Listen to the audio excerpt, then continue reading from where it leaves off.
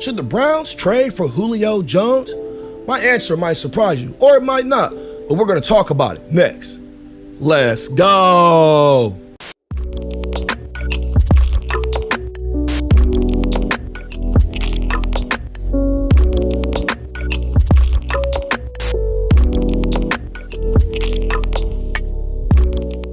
What's up, everybody? Welcome back to the Sports Sanctuary, where we talk about all things sports all the time. Today, we're going to be talking about Julio Jones and whether or not the Cleveland Browns should make a trade for him and add him to the squad. But before we get into all that, please, if you haven't done so already, go hit that subscribe button so you can get all the weekly sports content that I put out. Turn on your notifications so you can get alerted every time I upload new content to the channel. And hit that thumbs up for me if you got a chance, because it really helps the channel out with the YouTube algorithms and it helps the channel grow and get bigger. I appreciate that. Now that we got that all out of the way, let's go ahead and jump into today's topic, which I'm going to try to answer whether or not Julio Jones should be traded to the Cleveland Browns by just breaking this down into some simple little segments that can just like help us work through this question. I'm going to go through like the pros, the cons, what it would take to make this happen, if the trade is even possible for the Browns, does it make sense to do it? And then at the end, I'm going to give you guys my opinion on what I think the Browns should do if I was the general manager, or if, I could just call up Andrew Berry, be like, yo, Barry, I got an idea. But just go ahead and start in with the pros. I think that Julio Jones, he's been a top 5 receiver for most of his career, if not all of his career. He's got terrific hands. He's got a big body. He's strong. He's an elite route runner. He's a great deep threat. He has very limited injury history. He is a 9-time Pro Bowler. He's a 2-time All-Pro. He's future Hall of Famer, like I said. He has 60 touchdowns over his career off of like 843 catches. So that's pretty good statistic production over what's it, like the 9 or 10, maybe 11 years he's been playing. I'm sorry, don't quote me on that. You'll have to probably Google that for yourself. I didn't get that on my research. But as far as cons go, Julio Jones is coming off a injury at 32 years old. He had an Achilles injury last year after playing 9 games. And as you've heard me say on this channel before, Achilles injuries are the type of injuries that you want to suffer as a player when you're younger, because they're a lot easier to come back from.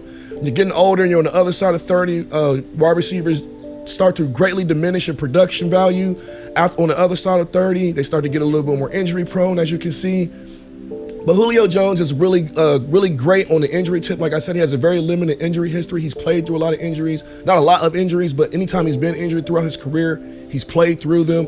He's a real stand-up guy like that. So, and with modern medicine, I don't think that this would be too much to worry about with Julio, but it is something to be concerned about if you were going to bring him onto the team. I think another con coming along with Julio Jones is that he might throw off the team chemistry with the offense after having such a great second half to the season last year with everybody gelling, Baker coming into his own and finally finding some rhythm. I feel like there's a possibility that adding Jones this offseason might throw off the chemistry with Baker. That would make the offense start kind of slow to the year. Adding another mouth to feed on the offense when we've already got Hooper, Beckham, Landry, Higgins, Kareem Hunt, Bryant, and Njoku. All these different mouths to feed. Maybe adding another mouth as good, as big, and as talented as Julio Jones, would maybe not be the best idea, because maybe Odell Beckham gets upset and that he's not getting the targets, and then Odell becomes a problem, and then we have another a circus problem going on in the living room. And I don't know if that's really something you want to risk. It's something you have to weigh. It's different for everybody in that case. Another con to bringing Julio Jones on to the squad might be that we end up having to get rid of OBJ or Jarvis Landry in the trade. Now, getting rid of OBJ and Jarvis Landry is something that Browns fans are already kind of preparing themselves for after this upcoming year, because with both of them making $15 million apiece, there's no reason to keep both of them on the field when both of them are not giving the production that we would want from a receiver who's paying $15 million. You'd much rather have a $15 million Julio Jones over a $15 million Jarvis Landry if you're anybody else but a Cleveland Browns fan. And I love Jarvis. Jarvis is like the heart of the team to me. I wish he could retire a Brown. So I just want to be clear about that. I love Odell too, I'm going to have a video talking about the truth about Odell Beckham coming out soon, but I'll leave that for another. I like Odell, though, but he's very injury prone. Like you've heard me say before, he's missed 42% of his games due to injury over the last 4 years. That's almost half of his games. So I don't know. It's once again, how do you feel about the risk reward? Do you want the 32-old Julio Jones, who is older than Odell but less prone to injury and a little bit more dependable on production value?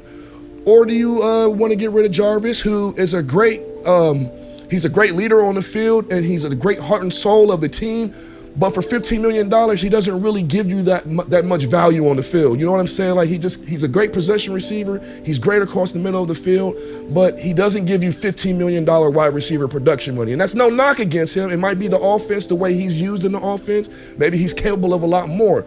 But if we're not asking that much of him and he's still demanding that much pay, that's something you got to think about. So yeah, that's pretty much all the cons I see. As far as what it would take, is it even possible for the Browns to trade for him? Yes, it's very possible. The Browns have the sixth most cap space in the NFL right now at around 20 to 23 million, something like that. They have a shitload of draft picks over the next couple years. And if they were going to do a trade like this, now would be the time to do it, because with the cap space, it's going to be really tricky working this down the line, because we got a bunch of extensions coming up, so our cap space is going to shrink. We got Baker, Chubb, and Ward extensions coming up, so that's going to mess with the salary cap. We've got a bunch of voidable years from other contracts that we've already signed that are going to kick in. All that dead cap money is going to hit us a few years down the line too, so that's going to constrict our space a little bit. So now would be the time to do a trade like this if they were going to do it, because then you would have a wide receiver, a top number one receiver locked up for the next 3 years, and that would be something to not have to worry about. As far as whether or not this makes sense, actually, I think it makes a lot of sense. Not only does it improve the Browns' chances of going to the Super Bowl, it can also act as an insurance policy for Odell Beckham Jr. if he gets injured. He goes down, Julio can step into that number one or number two spot and immediately just pick it up if he has the chemistry with Baker, because we've seen Baker have problems with chemistry at times throughout his career. So that might be an issue, it might not. But if it's not an issue, then it's a great insurance policy. It also makes sense because bringing Julio Jones on board, if Odell can stay happy and you can keep the offense, you can keep the ball spread out amongst the offense, Julio makes you an instant closer to the Super Bowl. It gives you the threat that you need to make Kansas City really fear you, and any team that comes up against you is not going to be trying to play no cover one man presses on you, nothing like that. Everybody's going to be scared to death trying to watch Odell on one side, Julio on the other, and then all the crazy tight ends running loose in the middle, Jarvis over the middle. Like, people ain't going to know what to do with that combination. So yeah, I think it makes a lot of sense. As far as what it would take to get Julio Jones on the team, that's kind of where I don't know what is really going on. So it's going to be a little bit more speculation in this part, because I'm hearing different conflicting reports about what the Falcons are actually trying to get. I heard they were trying to get a first and a third from 2022 and possibly a player. Nobody's biting on that. So I'm hearing more analysts talk about maybe more like a second and a third from 2022 and a fourth from 2023. Maybe a player without a fourth round pick. And I don't know. If I'm Andrew Berry, I think about it if it's a second and a third round pick from 2022. I really do. We've got 8 or 9 draft picks in 2022. We've got an extra fourth round pick that we picked up from the Lions in the 2021 draft. We could just shoot that over to them, just give them one of our third round picks, bring over Jones, and maybe we don't have to let go of Odell and Jarvis this year. Maybe we can get one of them to restructure their contract. That's a long shot. Maybe we can, but maybe we can't. If we couldn't in that case, we would have to think about swapping one of them, because you can't cut them. The dead space would be outrageous. But I can't see the Browns having 3 $15 million receivers on one roster. That would be like by far the most expensive wide receiver room on the market. I mean, in the NFL, I would think. I don't know that for sure, but I would just think having 3 $15 million receivers is insane. So I think it would cost us at least a second, a third, and Jarvis or OBJ. And man, I'm really torn about this. I really am, because if it's between Jarvis and Odell, Odell is the better receiver, but Jarvis stays healthy. Jarvis is the heart and soul of my team. He's one of the reasons why the Browns have made this big turnaround they have. And I would feel so shitty as a general manager trading Jarvis away when he's been here through all the bullshit. And then right when we get ready to get to the cusp of greatness, we ship him off. That would make me feel terrible as a person. I know it's just business, but that would make me feel terrible as a business owner. And that's probably why I shouldn't be running a team, because I would let my emotions get me attached to certain players in certain instances, even though I don't get really invested in players all that much anymore. But I am invested in Landry, man. He's been with our team for a long time.